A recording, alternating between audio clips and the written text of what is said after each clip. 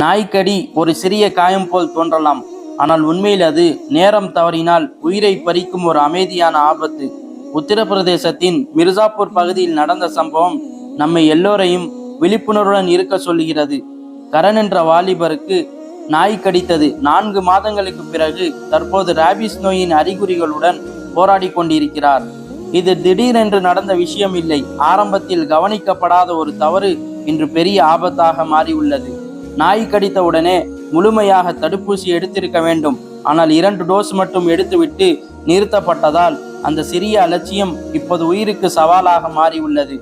தற்போது கரண் அவசரமாக வாரணாசி நகரில் உள்ள மருத்துவமனைக்கு கொண்டு செல்லப்பட்டுள்ளார். மருத்துவர் அவரை காப்பாற்ற போராடி கொண்டிருக்கிறார்கள். இந்த சம்பவம் நமக்கு சொல்லும் மிக முக்கியமான உண்மைகள்: தாமதிக்காமல் மருத்துவமனைக்கு செல்லுங்கள். டாக்டர் சொல்வதற்கு ஏற்ப அனைத்து தடுப்பூசிகளையும் முழுமையாக முடிக்க வேண்டும். சின்ன காயம்தான் என்று எப்போதும் நினைக்காதீர்கள். குழந்தைகள் வெளியே விளையாடும் போது பெற்றோர் கவனம் மிகவும் அவசியம். பெற்றோர்களே, உங்கள் குழந்தை அழுது வந்தால் அது ஒரு சிறிய காயம் என்று நினைத்து புறக்கணிக்காதீர்கள். ஒரு நிமிடம் கவனம், ஒரு சரியான முடிவு ஒரு உயிரை காப்பாற்ற முடியும். இன்று நாம் கவனமாக இருந்தால் நாளை நாம் வருத்தப்பட வேண்டிய அவசியம் இருக்காது. நினைவில் வைத்துக் கொள்ளுங்கள், நாய்க்கடி ஆபத்தானது இல்லை, அதை அலட்சியம் செய்வது ஆபத்து. உங்கள் குழந்தைகள் பாதுகாப்பாக இருக்கட்டும், அவர்கள் சிரிப்பு தொடரட்டும்.